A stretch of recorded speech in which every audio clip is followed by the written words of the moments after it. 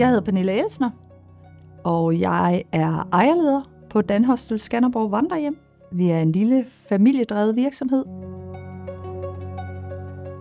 Mit navn er Kenneth Elsner, og mit arbejde det er mange ting. Jeg har ansvar for løn og økonomi generelt, men jeg er også ham, der kommer ud og sørger for, hvis toilettet det er stoppet, eller der skal renoveres. Vi tilbyder lejrskoler, familietræf, familiefester, masser af bryllupper og kurser og møder og store events. Skanderborg Vandrehjem har 124 sengepladser, fordelt på 16 værelser og 10 hytter.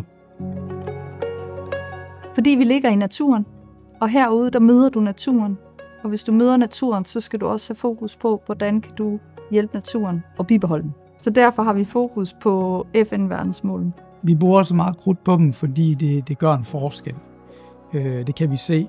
Vi har jo investeret i luft til luft og luft til vand, fordi at vi ligger, hvor vi ligger, og har haft oliefyr og har stadigvæk oliefyr. Men det har jo gjort, at vi har reduceret vores energiforbrug med over det halve. Så vi er Greenkey-certificeret og har den grønne nøgle. Og så har vi simpelthen arbejdet videre derudfra.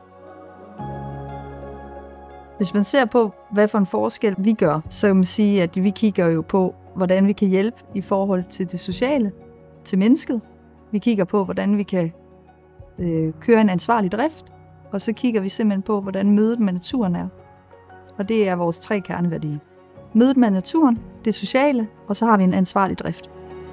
Vi tager jo folk på kanten af arbejdsmarkedet. Lige så vel har vi et godt samarbejde med jobcentrene. Vi får folk i jobpraktik. Så tager vi jo også flexjobber og seniorer.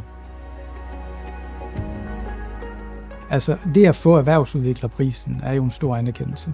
Og det gør jo, at man har lyst til at kæmpe videre og inspirere andre til at gøre det samme. Jeg tror, når man har arbejdet med det grønne, så ved man, hvor mange blod, sved og tårer det kan tage, og hvor meget det kan tage at skifte en retning og vælge den retning, der hedder det grønne. Altså jeg tror, vi har fået den her pris, fordi Pernille har lavet det store stykke arbejde. Det er der ikke nogen tvivl om. Så det er en kæmpe ære at få den pris, fordi det er et kæmpe skulderklap at sige, det var en rigtig retning, I valgte. Det vil vi gerne anerkende jer for. Så det er vi rigtig glade for. Vi kunne ikke være nået hertil, hvor vi er i dag, hvis ikke vi også blev bakket op af vores personale, som vi bliver, og udfordret af dem.